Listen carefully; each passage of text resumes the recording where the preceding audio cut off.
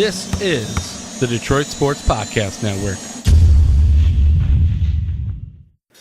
Hey, Detroit sports fans. Welcome to the Fan Report, a show made by fans for fans, powered by the Detroit Sports Podcast Network. I'm Nick, and I have my co-host Andrew here with me. What's up, guys? On this week's episode, we're going to react to the Lions' new offensive coordinator hire before we go into our weekly Pistons breakdown. We're also going to dissect an article written by Steve Hinson of the Detroit Bad Boys and use it to facilitate a wider discussion about tanking. So, as we kind of get into the topics tonight, I wanted to kind of start off with the Lions talk before we move on into the Pistons talk, because we're going to break down the games, and then we're going to go into that conversation about the Detroit Bad Boys article. So, let's kind of start off with that Lions hiring of Darrell Bevell from the Seattle Seahawks. In case you haven't heard. Yes, in case you haven't heard, it was announced, I want to say... About a week ago. Was it Monday or Tuesday? I know it was like a day or two after we did our last episode. I want to say it was like Tuesday or Wednesday. I think it was Wednesday. Was it Wednesday? I can double check, but I mean it's irrelevant. It is totally irrelevant. Totally irrelevant. But so it was kind of a big surprise to a lot of the local fans because the Lions had waited, 2 weeks after their season had come to an end to make this hiring, which led a lot of people to believe that they were looking at a guy that was already, currently employed by one of the teams in the playoffs and waiting for their season to come to an end, whether it be one of McVay's coaching tree eligible members. The man is a coaching tree eligible. At 32. Or one of Belichick's guys, or, something along those lines. How do you have a coaching tree already and you're going to your first Super Bowl right now? Well, he's had a few guys get hired, so the tree has begun. The tree has sprouted. But it came to much surprise of everybody in the local area. It was Darrell Bevell, the Seattle Seahawks former offensive coordinator, famous for calling the pass play on the 1 yard line when you have Marshawn Lynch in your backfield in the Super Bowl and throwing a pick. Mm-hmm. But obviously, he was not employed last season. Mm-hmm. He was one of the casualties of. I believe it was the Josh McDaniels not taking the Colts coaching job. He was supposed to be one of his staff members. I believe it was OC. And because he backed out, it was kind of too late for Darrell Bevell to really find a job at that point. So he kind of just took the year off. And now he's coming into the Lions here in this organization. And really no connection to the Patriots, which is one surprise. Mm-hmm. And no connection to any team that was currently in the playoffs, which is another surprise. So it makes you wonder, what were the Lions waiting for? You know what the best part is? Like, Patricia was the defensive coordinator going against someone that Marshawn Lynch plays. Like, he's probably like, "Oh, that guy's an idiot. He gave me that game, and now he hires." But no, so Darrell Bevell, it's a surprising hire to me because the guy is known as more of a ground and pound guy, and he worked with Marshawn Lynch, the AP. I mean, he's had those backs. So throughout his career, he's had the benefit of having those guys, and it's caused him to be known as more of a ground and pound type offensive coordinator who focuses on trying to establish the run. Now, the difference between him and Jim Bob Cooter, though, is Cooter wanted to establish run as well, but it felt most of the time like he didn't know how to. But Darrell Bevell seems to be a little more, he seems to be a little better opening up the passing game to create lanes for his backs to run. So that is where I do see the bit of improvement.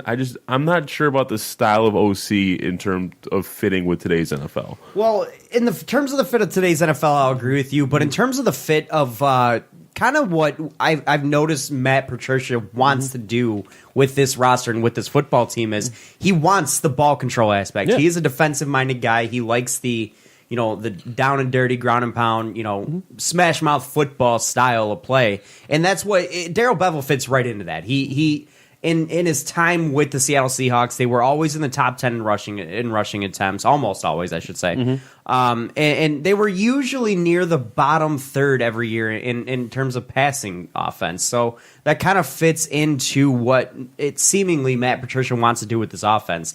He's grabbed himself a running back that seems to be, very solid player in Kerryon Johnson.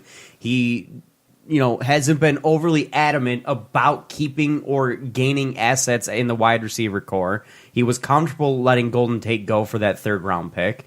And granted, now we don't know if they're going to be making a move this offseason at the wide receiver position, but we'd expect him to just to kind of fill the hole. But is it going to be a big splash? Probably not. I know Antonio Brown's one floated out there, but I don't expect him to make any kind of big splash like that.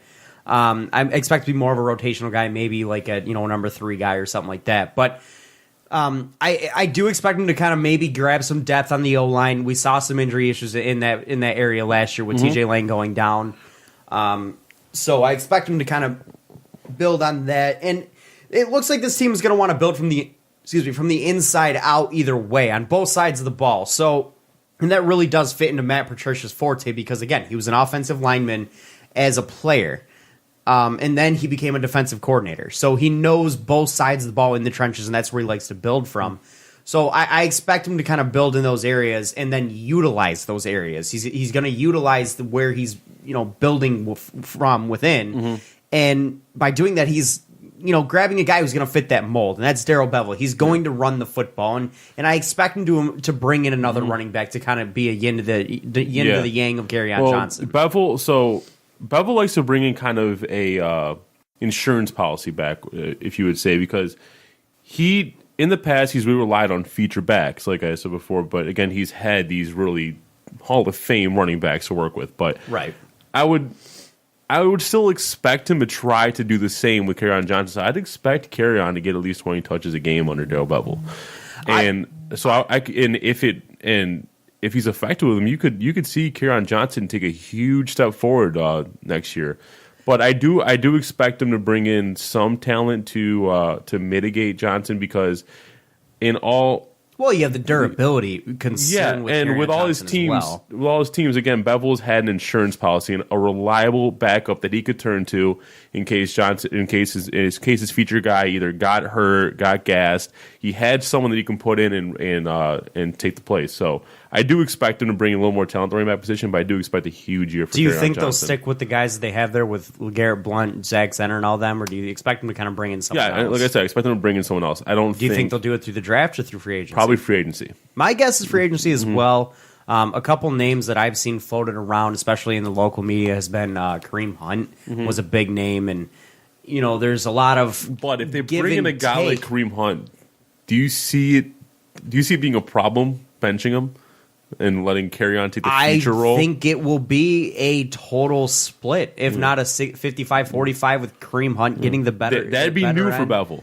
It would be new for Bevell, yes. But when you have talented backs like that, it's all you almost kind of have to.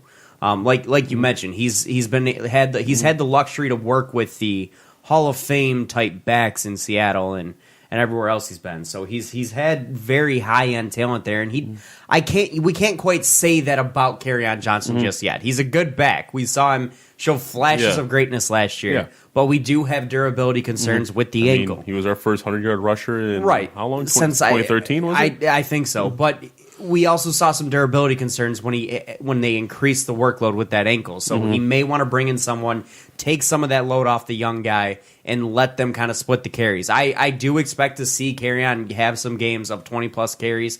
I definitely expect to see the Lions run at least 30 to 40 run plays a game. Yeah.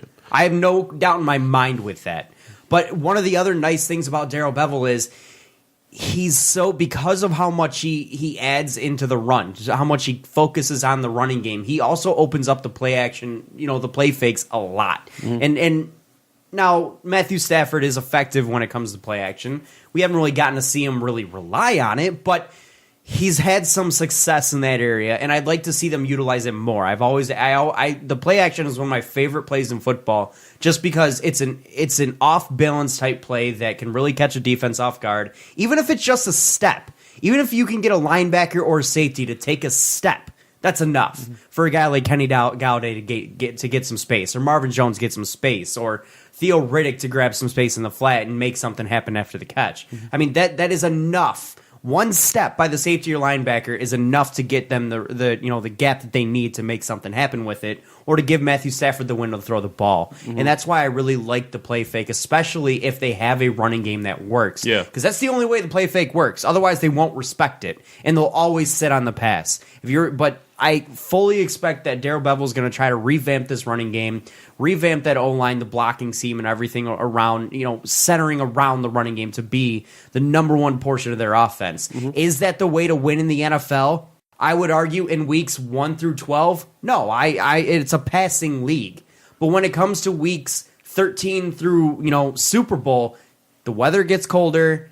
It gets a little bit harder to throw the ball.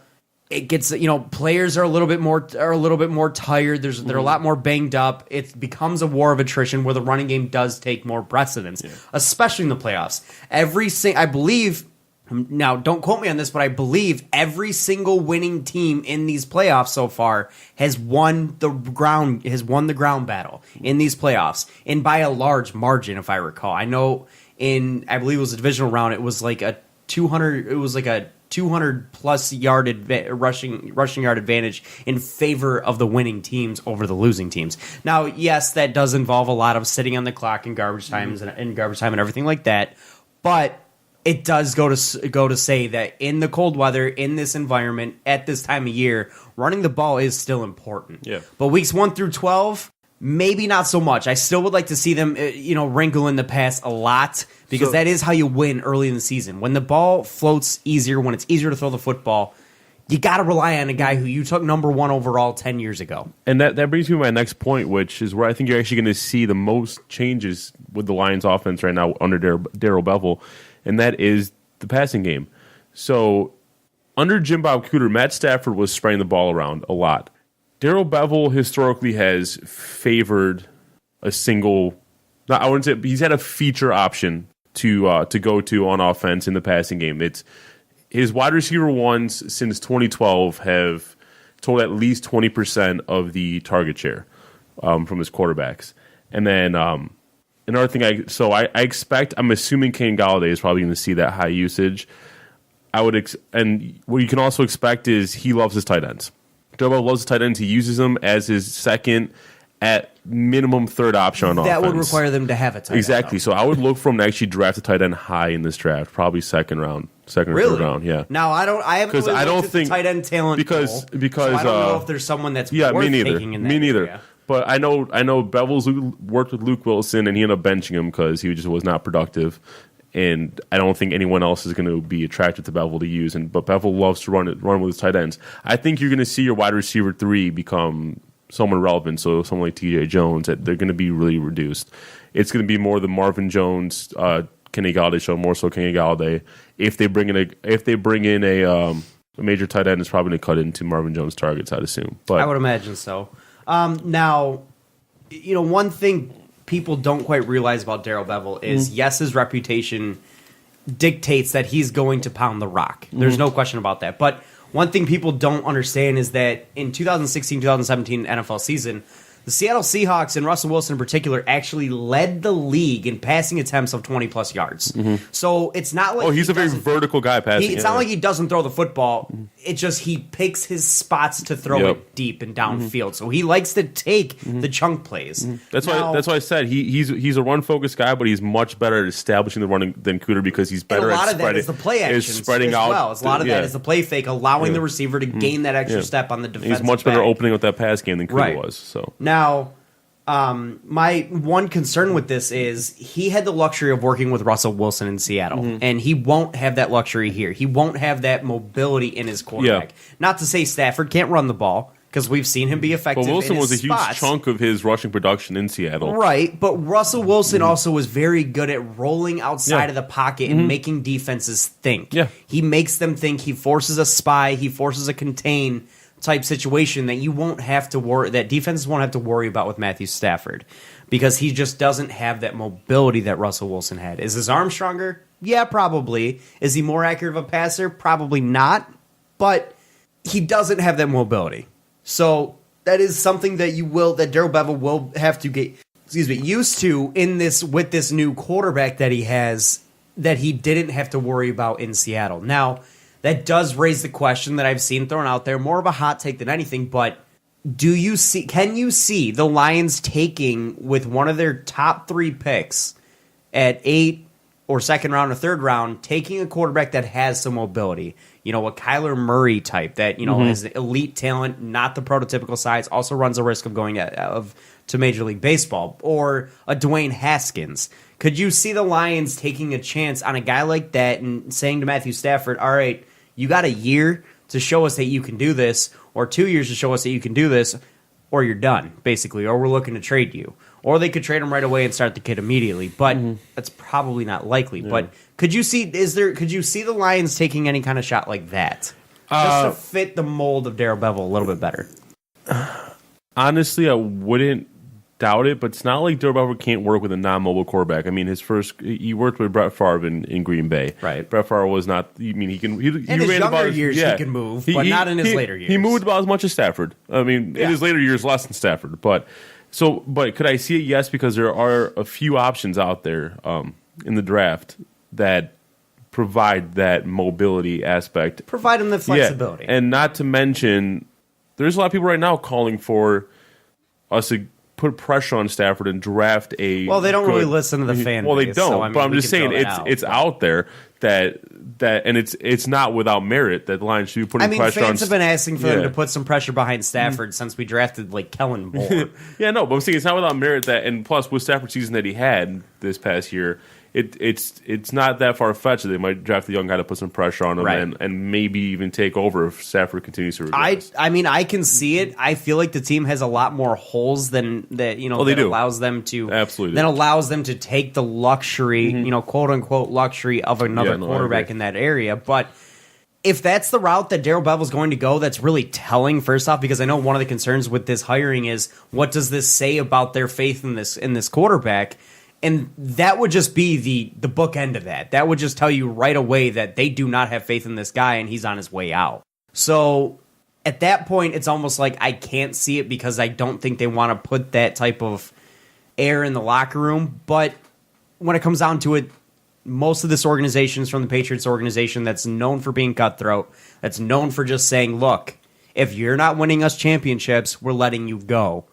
Or if you're going to cost us too much money and stop us from winning a championship in the future, we're letting you go. So same could be true with Matthew Stafford here. And that is something to look at as we near the draft. If you start seeing some quarterback names start being floated towards the Lions, it definitely is going to mean that there's something that they're keeping an eye out for. So let's close it with, did you like this hiring or no? I don't mind the person. I seriously question the timing because it's not like this guy was hired by someone else. This was a guy sitting at home, sitting on the golf course this past season, and it took them 2 weeks to grab him, which lends me to believe that this was not their first or second or probably even their third option here. This is probably a guy that they looked at a few other guys that either were picked up by someone else or outright just said no to the Lions, and that worries me because that tells me what other organizations think of this team as well. So with that being said, I again, the person is interesting. It's a change of mindset, change of philosophy, which is fine. Granted, I don't think it fits the scheme for today to win in today's NFL, in my opinion, but I do not like the timing at all. I agree with you 100% on that. So let's move on to some Pistons talk, though. We have 5 games to talk about today. Yes, we had one today, in fact, in the afternoon. But that was, I was finally going to come in with a bit of a positive spin on the Pistons for once, and then they just tanked that entirely. So let's start with last Monday's game against the Jazz. Pistons. It was the end of the Pistons West Coast road trip. They dropped one to the Jazz, 194. Donovan Mitchell put up 28 points. Rudy Gobert also chipped in there 18 points. Monster, 25 boards. Whoa. Drummond had 15 points, 13 boards on 6 of 17 shooting. I mean, I have a lot of major takeaways from this one. One of the biggest glaring ones is it's not often you see Drummond get out muscled on the glass like Rudy he did. Gobert just abused him. I mean, he just down low controlled the paint, controlled the glass. I mean, you could argue the size mismatch. I mean, Rudy Gobert's got those 12-foot long arms, but Drummond's got the athleticism over him. So at that point, though, but Rudy Gobert just is a far more polished center all around, in my opinion, and he really kind of showed that who's the bigger man in that? Who's the better man? Yeah, who's the better man in that game? And it was Rudy Gobert. And Drummond, who's one of his major selling points is offensive rebounding. the team only had 5 second chance points that night. When you've got a guy like Rudy Gobert down low, you can just get rid of the offensive board opportunities. And the team as a whole was out rebounding 55-38 on the night. Yeah, they got absolutely destroyed on the glass. Now, a couple points to note out here. The Pistons only scored 35 points in the second half of this game. They were absolutely terrible in the second half. It was also their 17th loss in their last 22 games, in their previous 22 games, I should say. But the second half, they were just absolutely abysmal. It just got outplayed all around. Now, one thing that I found to be very interesting was the lineup that was used to end this basketball game and end the final roughly 5-ish minutes. Dwayne Casey stuck with Ish Smith and Kyrie Thomas through the end of this game, which I found to be very interesting. Kyrie Thomas literally played the final 5 minutes and 5 minutes and 47 seconds shooting guard, and that's literally the most extended time we've seen him get. Casey needs someone to slow down Donovan Mitchell, and Kyrie did it. As soon as Kyrie went in, Mitchell missed 4 straight shots. He forced Donovan Mitchell into a lot of tough shots. He gave him a lot of problems. Kyrie Thomas really kind of showed up and played some high effort, high intensity defense on Donovan Mitchell, who was absolutely just abusing the Pistons all night long. Yeah. And that was one of the big reasons Dwayne Casey wanted Kyrie Thomas in there, was because of his defensive ability and his defensive energy.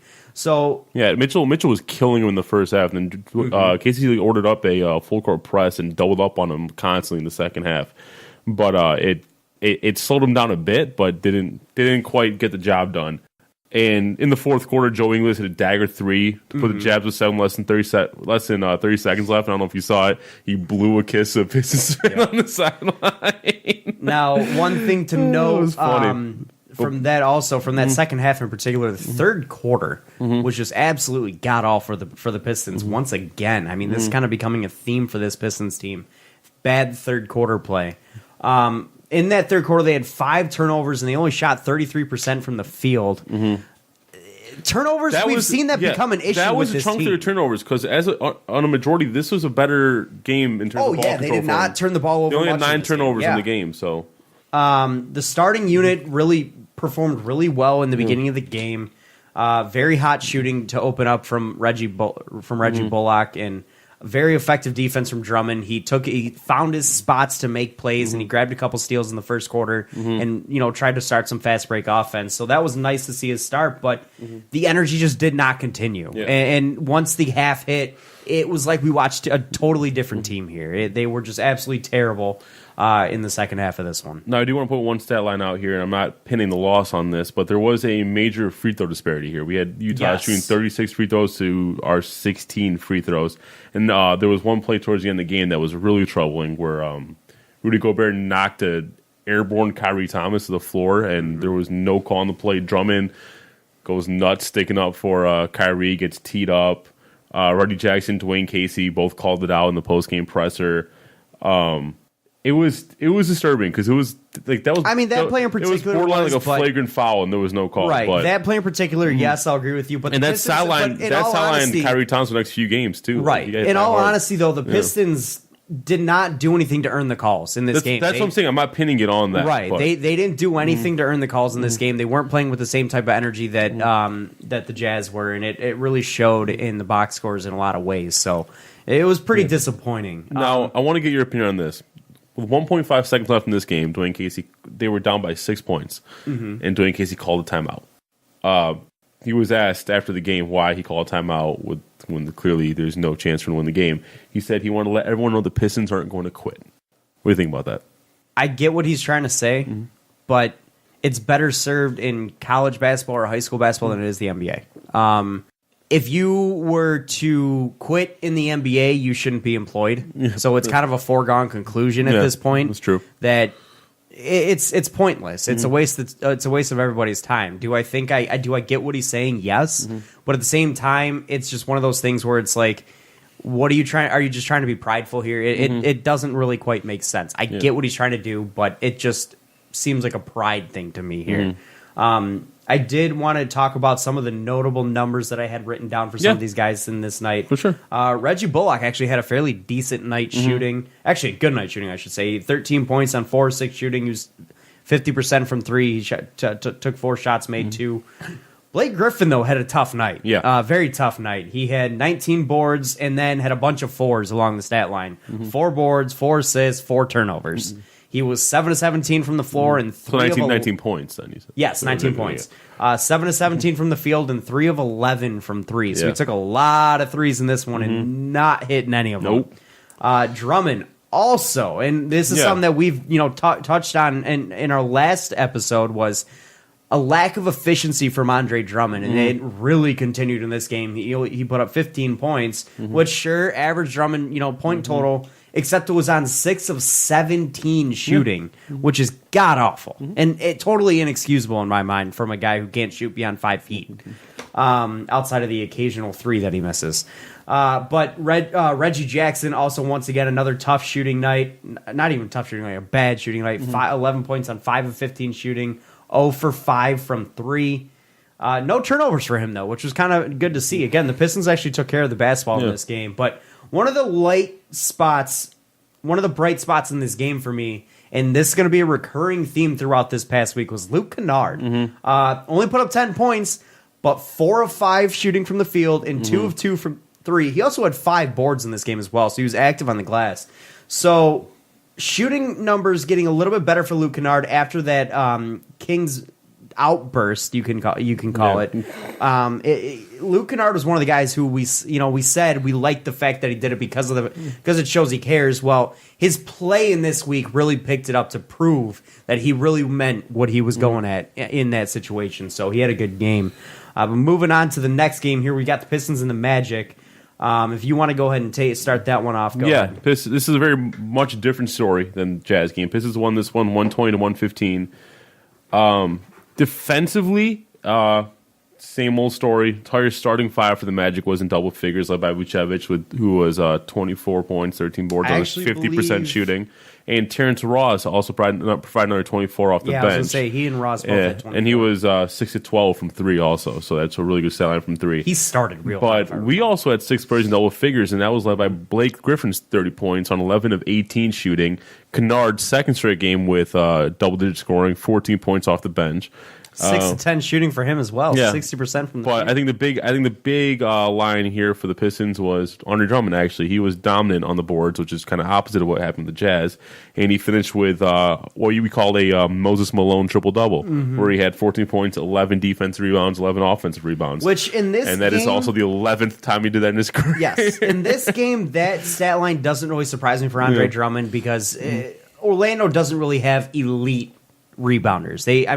Vucevic is a great rebounder. He's a good rebounder, but I wouldn't consider him to be an elite rebounder. Like 12 boards a game, yes. something like that? But again, he is really the only big-time rebounder on that team. I know they've got I can't remember who else they have, but they do have one other guy who grabs some boards. But Vucevic really is the bulk of their rebounding production. Well, Bamba would grab a lot of boards. Yeah, Mo Bamba would grab boards if they would play him more. But I think he will be a good rebounder when time comes. But one interesting thing about this Moses Malone triple double thing, only Rodman and Moses Malone himself have more at 24 and 17, and there's been 5 of such triple doubles this year. 3 of them have been Drummond. The other 2 were Clint Capella and Hassan Whiteside. I think it's a fun gimmicky stat. It is. That's about all I can look at. It's fun. But again, the defense was an issue. We allowed the Magic to shoot 67.5% from the field in the first half, but we really buckled down the third and outscored them and held them to 21 points while putting up 32 of our own. But we had a great second half in this game. The team actually shot 40% from 3 in this game, so they actually shot fairly well from the outside, which is something that they've lacked severely. One thing I wanted to kind of bring up was Dwayne Casey's comments before the game, because this was a big start, a big game to a big trio of games here. And Dwayne Casey's comments were, and I grabbed this quote from Freep.com, so the Detroit Free Press, and he said, "It is very important if we're serious about being a playoff team. We missed the playoffs here the last 4 or 5 years, and this is an area in our schedule where tonight we are looking at a team who we are in a dogfight with, and how we come out tonight will determine a lot of who we are." So obviously that kind of, it's kind of Dwayne Casey stopping short of calling it a must win for the Pistons. Because this is the first of a 3-game homestand against teams that were all fighting to be in playoff contention. So this was a big game for the Pistons if they want to remain in that conversation, at least at this point in the season. So they really kind of had to have it. I will say, one thing that the box score won't show you was, again, we had a great second half, but that second half of the fourth quarter, this game should never gone to OT. We had one of the sloppier stretches that I've seen in the second half of that fourth quarter. We played a lot of iso ball, a lot of ill-advised shots, a lot of lazy passes, and as a result, you saw a lot of poor body language. And then there was one play that stuck out to me, one sequence, and it was with about 4 minutes to go in the game. Magic just went on a 7-0 run to pull within 3 points of the Pistons, and Blake Griffin drives the lane trying to back down Aaron Gordon. He takes a terrible shot that's the side of the backboard, and instead of getting back on defense, he stays on the ground trying to sell a foul. Mm-hmm. And going the other way, Magic missed a shot. We could have gotten the rebound, but instead we're short a man, so they get the offensive board and get a second chance bucket to pull within one.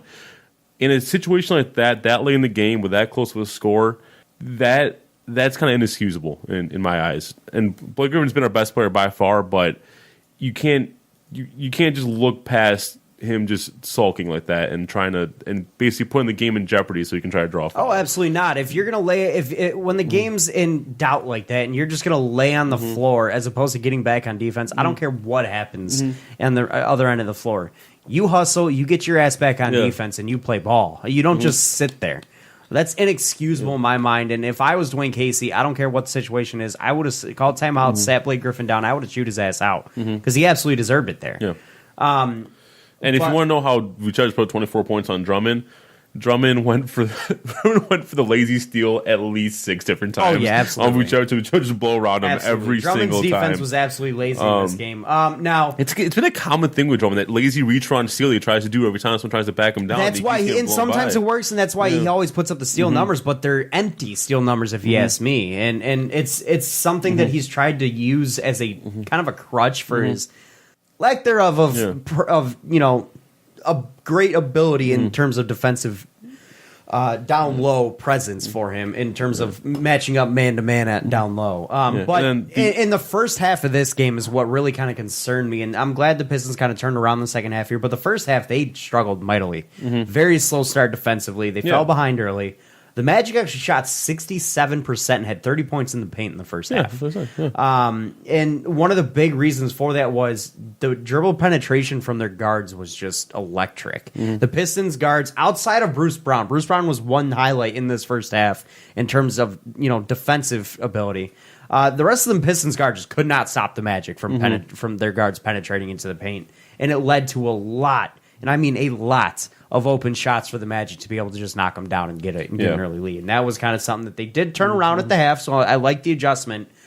But you can't let that happen to start a game. The common theme I'm seeing here with this Pistons team is they seem to play one half of good basketball and one half of just absolute piss-poor basketball. And that's inexcusable because that's not how you're going to win games. And this team is obviously wanting to win games right now. And they're not. You got to play a complete game. It's 4 quarters of basketball here. Yeah. You need to play all 4. And one last thing in the OT period, you could call it that, I guess. But they actually played really well in OT. They controlled most of that overtime. There was one sloppy stretch where Ross hits a 3. They turned the ball over. Ross hits another 3 immediately, but that got kind of scary. But then we came out and punched him right back in the mouth again for the victory. And I do want to point out one quote that I took away from this game. This was in the post game. This was Dwayne Casey talking about Andre Drummond. He said, Andre's the best rebounder in the league, and it is even close. And that's a huge asset. Andre and I are going to have a heart-to-heart talk about his sachets on the court. Those aren't winning plays because teams aren't going to let a center dribble down the floor and score. It might happen once a month. And that's referring to when he gets a rebound, trying to go coast to coast with it. So he tries to go coast to coast way too much. But couple notable stats. Casey sees it, and he's trying to do something about it. I have 3 notable numbers here that I took from this game. 2 players.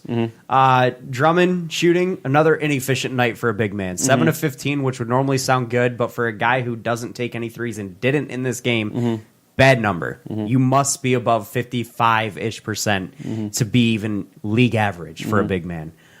Bruce Brown, 3 of 4 shooting, 2 of 2 from 3. Solid night. Not a lot of volume, but solid night. But the one glaring number to me was actually the plus-minus number between these 2 players. Drummond was the only starter that put up a minus total on the floor with a minus 12. Wow.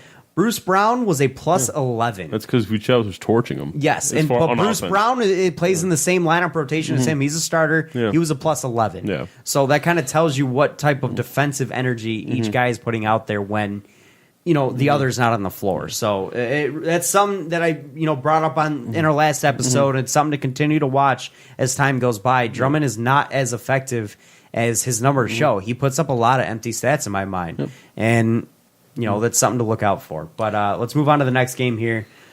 Take it away. All right. On Friday, the Pistons got their second W in a row against the Heat at home, 98-93. Dwayne Wade put a bit of vintage performance in his last appearance. 20 and 8 at LCA. Yeah, 20 points, 8 assists on 10 for 14 shooting. Really shooting efficient. Night. Final game in Detroit. But the Heat is a team from the free throw line, 5 of 19. And for those of you doing the math at home, that's 26.3%. That was probably the worst display of free throw shooting I've ever seen. Hassan Whiteside himself was 0 for 8 yes, at night. That was a Drummond of last year or 2 years ago free throw shooting. It was terrible. A lot of offensive positives for the Pistons here. Griffin, 32 points, 11 boards, 9 assists, damn near triple-double. On 10-24 shooting, Kennard, third straight. Not good shooting numbers, though. Third straight game for Kennard in double digits, 22 points on 9 for 17 shooting. He was also 4 for 8 from 3, so that's 50%. I have 8 for 17 shooting here. I had 9 for 17, but we'll double check. But Bullock also chipped in our 19 points on 7 for 13 shooting. He had a good night. And then just to note, Drummond left the game in the first quarter due to a nasal contusion after being smashed in the face by James Johnson. And then Ish left the game with adductor tightness. That was from that same adductor tear that sidelined him for 19 games so far this year. But Pistons' first half was very impressive here. The Pistons actually played very effective defense tonight. Yeah. They forced the Heat to make mistakes. There was 19 Heat turnovers in this game that they capitalized on. They controlled that first half. Absolutely. I think they led by as many as 16 points. Yes. However, another lapse of a quarter here. We have the Pistons only putting up 12 points in the third quarter. Off the pedal. I don't know what happens with this team. It's almost like they just take entire quarters off. Just like the Magic game. This game should never have been that close. No, and then absolutely not. Absolutely not.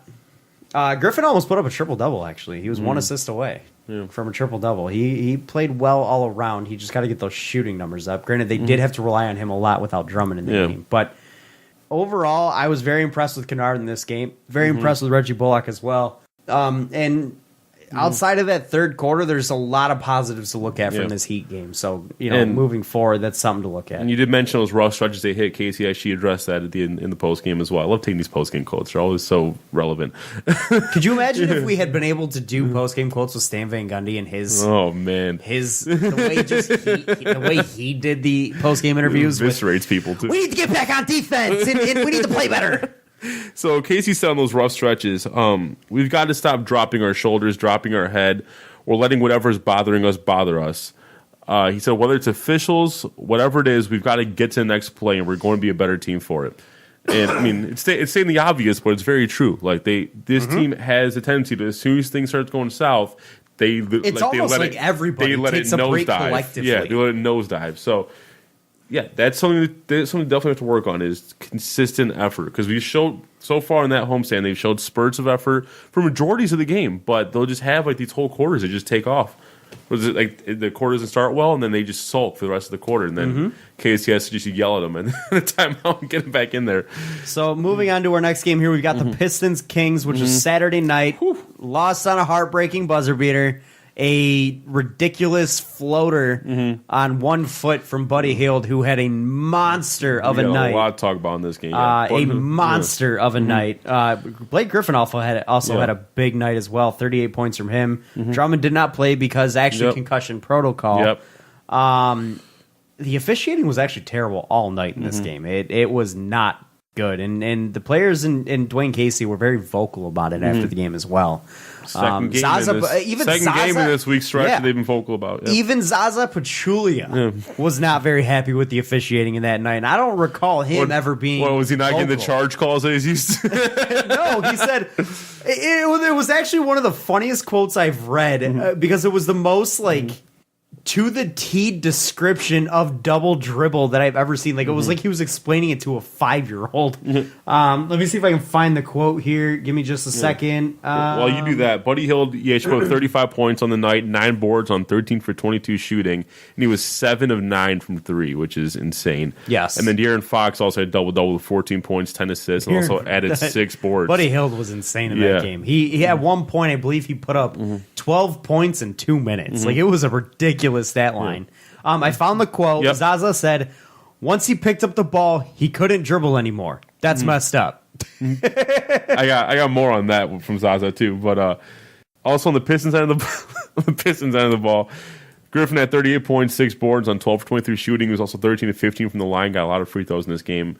But he made 5 turnovers. He was at a minus 14 plus minus. More on that in a bit. But Kennard also had 19 points, his 4th straight game in double figures. This was a fantastic game from Luke Kennard. Fantastic game for Kennard. Was just all over the place, making things happen. You know, we talked about, in our last episode, we talked about Luke Kennard really stepping up and being true to what his outburst was explaining, how frustrated he was with his play and with the team's play.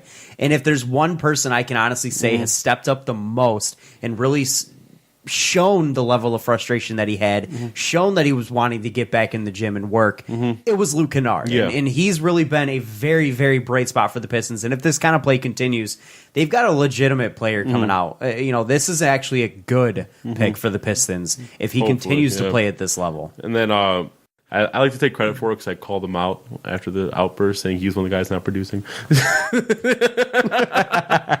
But we'll give you that one. He shot 7 of 12 from the field, 4 of 6 from 3, which is really good. But I have my first note in big bold letters. This was a straight up choke job by the Pistons. Oh God! They controlled the game for the first 3 quarters. They had a lead by 13, I believe, in the 12. fourth quarter. Midway through the fourth quarter, they still had a 12-point lead. 12, and they blew it because of Buddy Hield.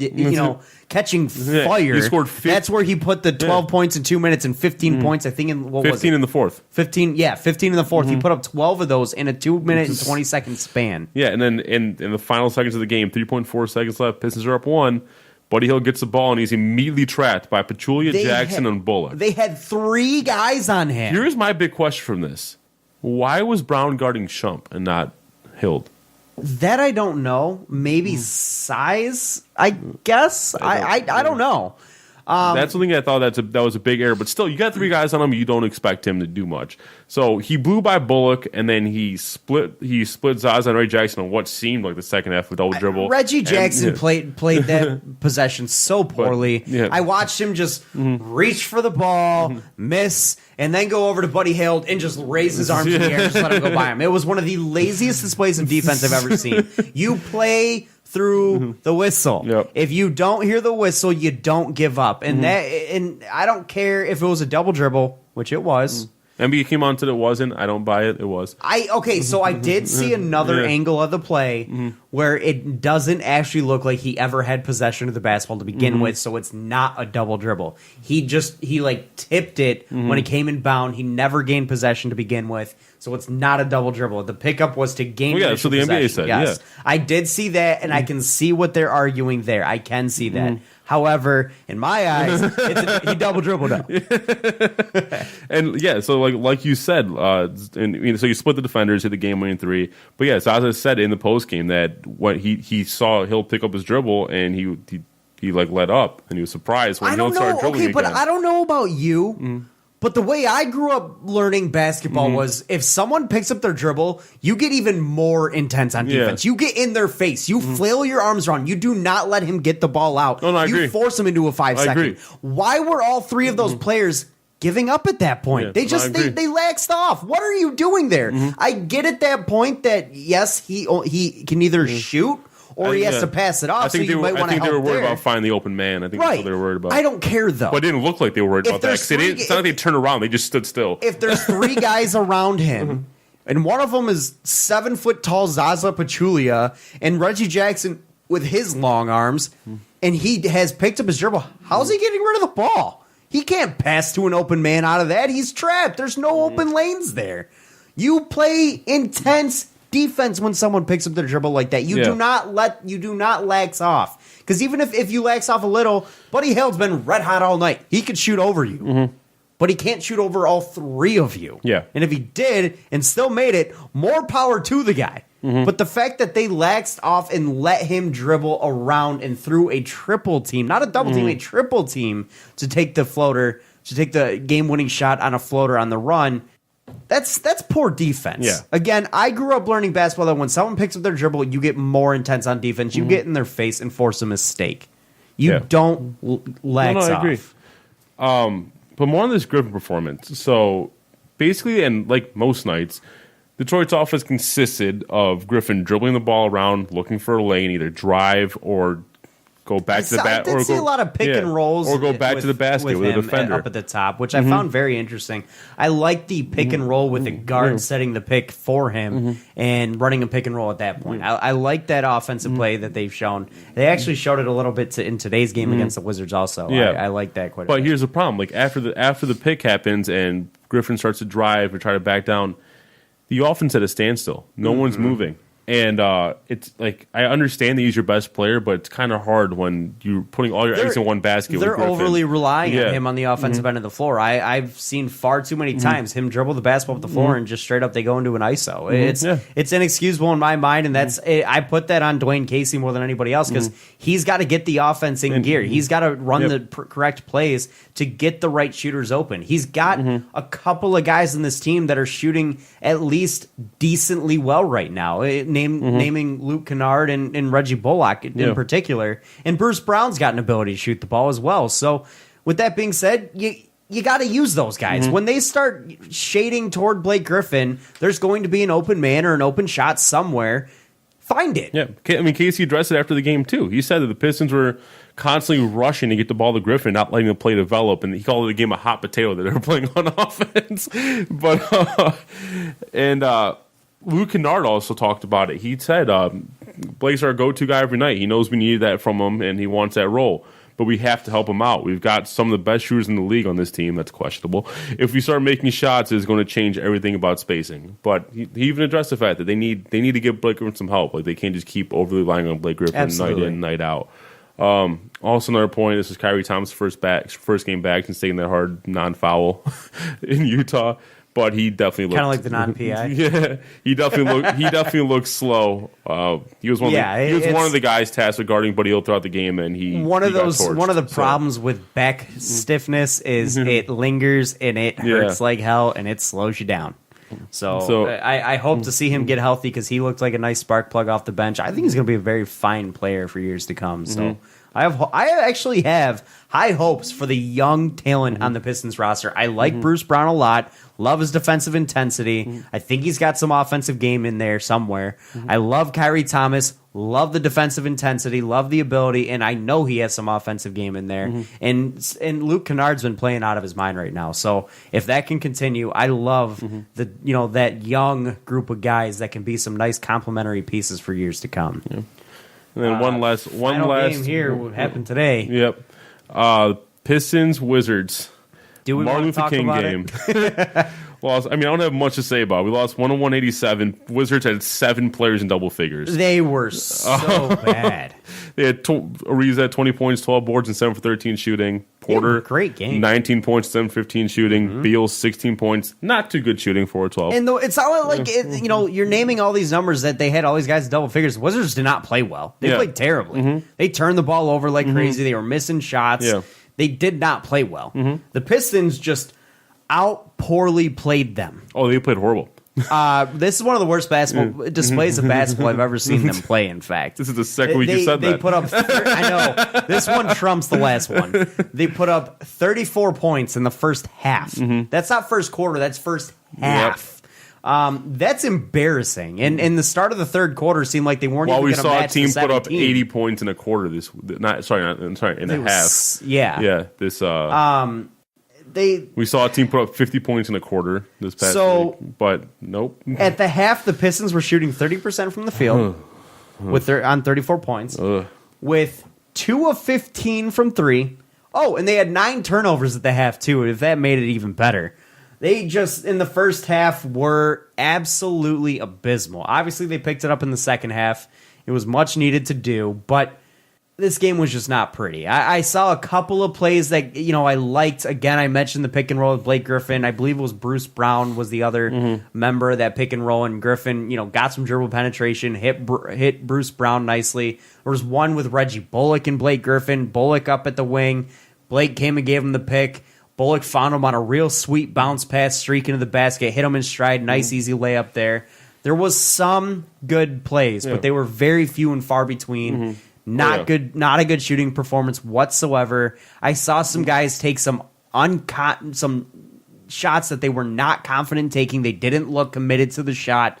They kind of just, haphazardly kind of pushed it into the paint and put up this, baby hook shot or put up a contested layup that didn't go, and then it turned the ball to the, gave the rebound to the other team. But that type of stuff can happen, especially with the way the Pistons have played. I would argue this is a very much improved week from last week.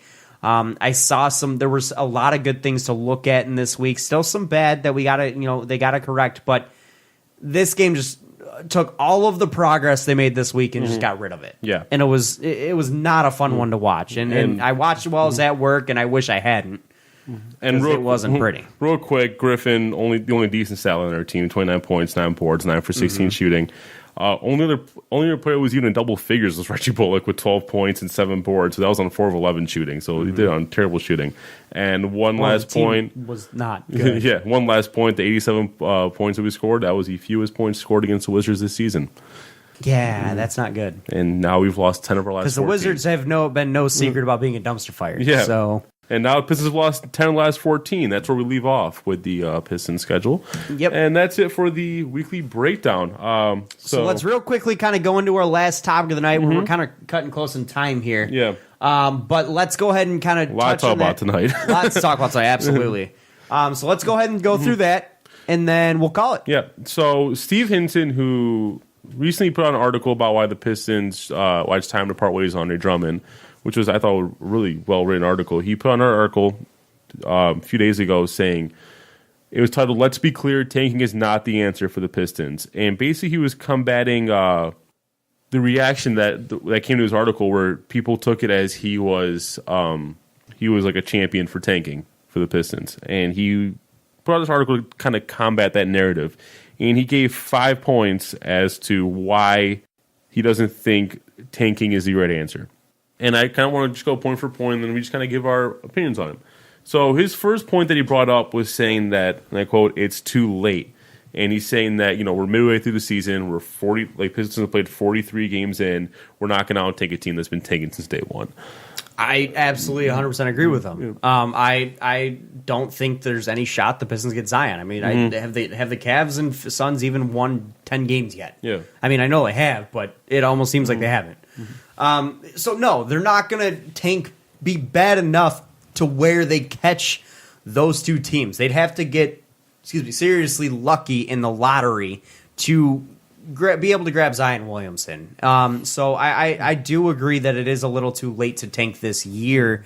If you are going the Cavs have not won 10 games. They're at 9 wins. If you are going after Zion Williamson, it is too late. And I know the article also mentioned that, the other names up the top, RJ Barrett is a guy who just shoots up a ton of a ton of shots and he's not consistent with it. He's also very lazy on defense, shows no care to play defense. Cam Reddish, if you are frustrated with a guy like Drummond, you're going to be even more frustrated with Cam Reddish. You're jumping ahead. Yeah, that's his point number 2. This draft sucks. That's his second point. Yeah. He's saying that Zion Williamson is your diamond piece, but after that, there's a lot of questionable talent. He likened it to the 2011 the Kyrie draft, which again. Okay, I get where he's coming from. However, I still have a lot more. I have a lot more faith in the top end talent in this draft than it sounds like he does. I think guys like RJ Barrett, Cam Reddish are gonna be very good players in the NBA. Are they gonna be number one guys like Zion? No, I don't think so. But the Pistons don't even have a true number 2 in my mind. I think they're a team that has a number 3 in Blake Griffin, and Andre Drummond is a potential to be a situational type guy. I'm not in love with Andre Drummond on this roster, and I think he's expendable at this point. But if you're willing to build right now, I think Blake Griffin is solid at your at a guy who can be your number 3 guy, not a number 1 or number 2. You can't rely on him to be that, and you need a solid number 4 as well because of the injury risk that Blake Griffin possesses. So, I have more faith in this draft than he does. I think it's a little bit deeper than he kind of gives it credit to. There is a lot of talent there. Is it risky talent? Yes, but what draft isn't? Let's be honest here. So I think, while yes, I think it's more of a Zion is just so good he makes everybody else look like a bigger risk. But in reality, I think you're still looking at some of the better talent that's come out of any of the recent drafts with some of the top end guys here.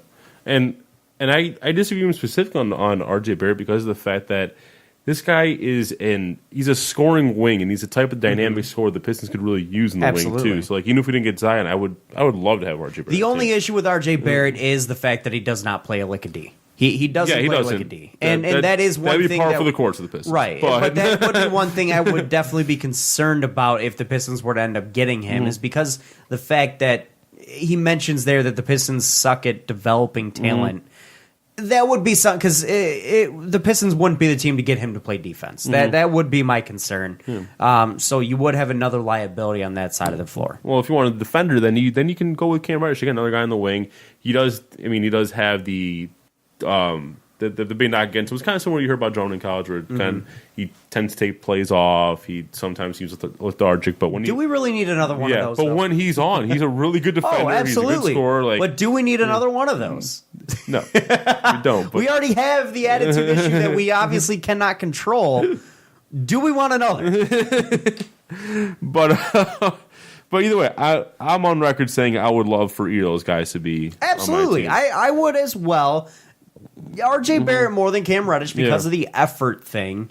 But so, do you agree with Steve Henson when he says that the Pistons are just as well off being at 15 as they would be at 6 or 7? No, I disagree with that entirely. You're in very. For you to be just as well off at 15, you have to have elite scouting department, elite player development department, and a lot of bit lucky. Yeah. And he references Jimmy Butler in that 2011 draft and Kawhi Leonard in that 2011 was that 2011 draft? Yeah, Kawhi Leonard was at 15. He references Kawhi at 15 and Jimmy Butler at 30 in that draft. And he also talks about how we took Brandon Knight, and then after you saw Kemba Walker and Klay Thompson come off the board. Yes, and now those teams got lucky grabbing those guys. Yeah. And they also have elite scouting and elite player development. Yeah. So which is something that the Pistons don't have. Which brings to Hinson's next point, is the Pistons are terrible at developing young talent. So why would us taking a player at 15 do us any good when we already aren't good at developing talent? Why would we? It's basically just saying, well, we suck at this, so we might as well just pack it in and say we'll take this guy because it's less of a bust. I don't buy that philosophy. I don't abide in that philosophy either. I'm in the belief that you get as much talent as you can, and you hope to be able to develop it. Yeah. And the best and the guys that you're able to develop the easiest are the ones that, a lot of times, the ones that have the most talent. Because if you're gonna tackle it from that standpoint, you might as well not build through a draft. Exactly. And you're not going to be able to, and that's the only way the Pistons can build, because getting people to come here isn't an option right now. And that's why you and I were talking about earlier, and that's why I said that while I agree with what he's saying this season, he isn't looking at the big picture here. And that is my reasons for tanking are not just to get Zion. I think Zion is tanking to get Zion is short-sighted for the Pistons. You're already not getting him. Well, if we're talking about just the season, let's pair it with the fourth point too. That you're saying the East is terrible too. So as far as it's going to be, so you could still be a 6 seed is what he's getting. And it's harder to tank in the East too, as far as the competition you're playing. But what does being a 6 seed gain us? Yeah. But let's pair those two together if we're going to talk about just the fact that it's just a little short-sighted. But my reasons for tanking would not be just to get Zion. Yeah. It would be to get a top-level talent more than anything. But it would also be to shed high-salary players that we're essentially just wasting. I mean, we're in a situation where having high-salaried players that are productive do us no good. What good are the Pistons putting out there for Blake Griffin's career or Andre Drummond's career right now? Nothing. They're not winning with them, and they're not going to win with them. We're a below 500 team right now. So why are we even continuing to go with this mediocre, franchise here when we really need to just kind of rebuild here? Mm-hmm. So with that being said, they're so locked with the salary situation the way it is. They have to get rid of some of this money to even be able to have flexibility to have the option to build outside the draft. They can't make any trades right now because of these salaries. They can't sign anybody in free agency because of these salaries. So their only option is the draft. So why wouldn't we be going after the higher draft picks at that point? I think the argument that they shouldn't be taking is short-sighted. Just because the argument of we can't get Zion, I think that's lazy because it's not looking at the bigger picture here. It's not looking at the fact that the Pistons' salary situation is absolutely destroyed.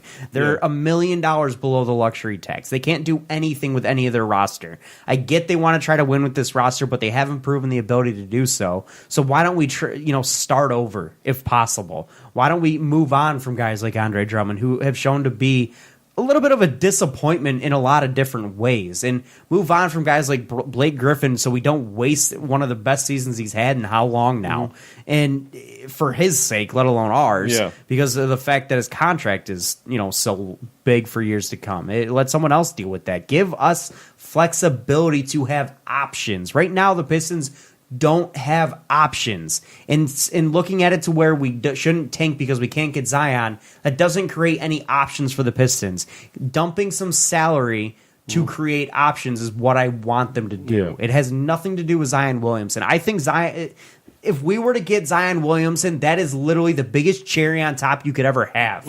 I want salary flexibility here. I want cap flexibility. I want to be able to have the ability to make a trade or sign a free agent to build onto us building from the draft. And right now we don't have that ability. We don't have that option. We don't have that flexibility. And one interesting thing that he pointed out, well, they kind of did in this article, was he was very critical of Ed Stefanski and his crew. And yes, this is the first time I've really seen much criticism against Ed Stefanski, but I mean, he brought up a few good points. But one thing I don't understand was his faith in Henry Ellenson, because while I do agree Ellenson has all the tools to be effective. He does have a lot of faith in Ellenson. I was kind of confused. Well, I do agree Ellenson does have all the tools to be effective player in this league. He's shown that Van Gundy tried him out. He gave him full opportunity towards the end of his tenure, and Ellenson just couldn't do anything with it. I think he's also kind of piggybacking on his statement that the Pistons can't develop talent. We can't. Here. No.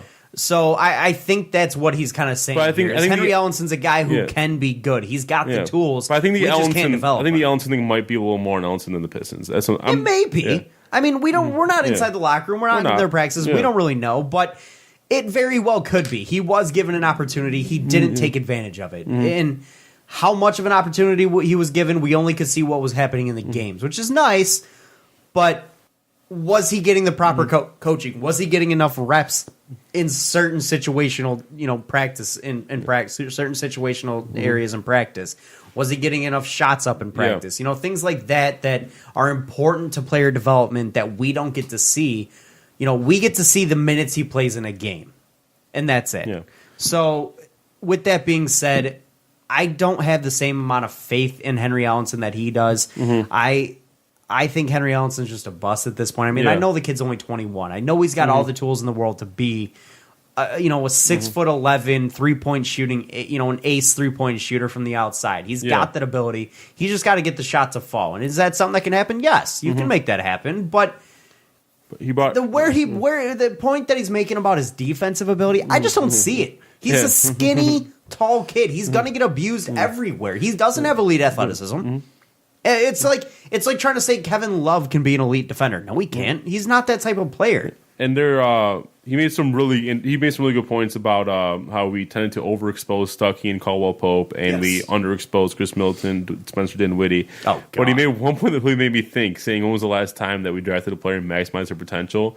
And he said the answer legitimately is probably Kyle Singler, which is probably true. And it makes you think he was actually decent. He was okay. He was okay, and went on to be one of the worst players in the league after we traded. He was okay with us, but With that being said, he is right that we underexposed Spencer Dinwiddie and Chris Middleton, who ended up being very fine players in the league. Chris Middleton's one of the better scorers on the wing. And then Spencer Dinwiddie is proving to be one of the upper echelon point guards in the league as well. So, and we did overexpose Brandon Knight, who's become a flame out. We did overexpose Rodney Stuckey, who I don't even think is in basketball anymore. So we, again, have a very big issue with talent development and talent recognition. We see these guys and we're looking at these guys who we think look real shiny, but underneath that shiny coating is a rock. Yeah. Versus over here, we see a little bit of a banged up, not really a banged up, but a scuffed piece of something. We don't know what it is, but we always aim at the shiny object as opposed to the thing that we could buff and polish and be that shiny object. Yeah. And then his final point here was, and I think it was more of a comedic point here, is Blake might lose his mind if we start taking. Yes. But so this is the last. So the question I wanted to close out with was, so we both agree here that we think that they would think Steve Vincent's taking a bit of a short-sighted approach to the whole tanking philosophy. Yes, it's too short-sighted. Doesn't look at the bigger picture here. So, in your opinion, what is the right way to tank in the NBA? Because we've seen it not work. He's pointed out times it hasn't worked with Minnesota. Right. I don't think there really is just one right way to tank. I think it just depends on your situation.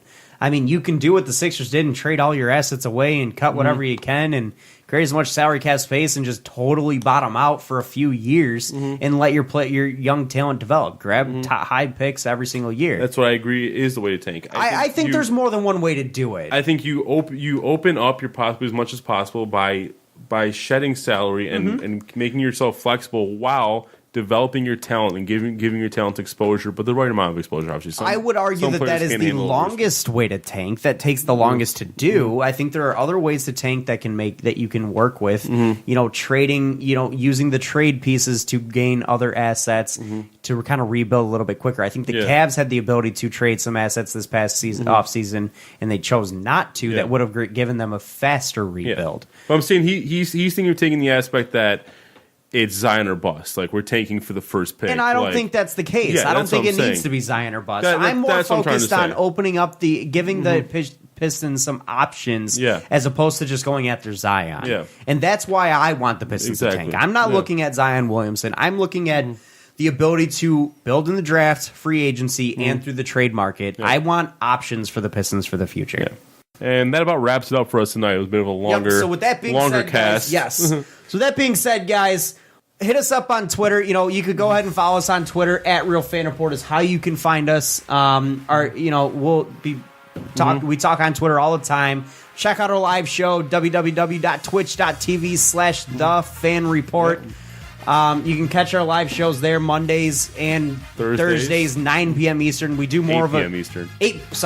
That's right. I forgot what time changed the time, but we do a little bit more of a nationally, nationally brought, focus show on the live show than we do in this podcast. But we have a lot of fun with it, so we hope to see you guys out there. Break down some movies as well. We have fun with that too. But check out the Twitter for the Detroit Sports Podcast at Detroit Podcast as well. And Andrew, I want to say thank you to you, and I want to say thank you guys for listening, and thank you to Detroit Sports Podcast for hosting us. So thank you guys. We'll catch you guys next week. Hope you enjoyed. Peace.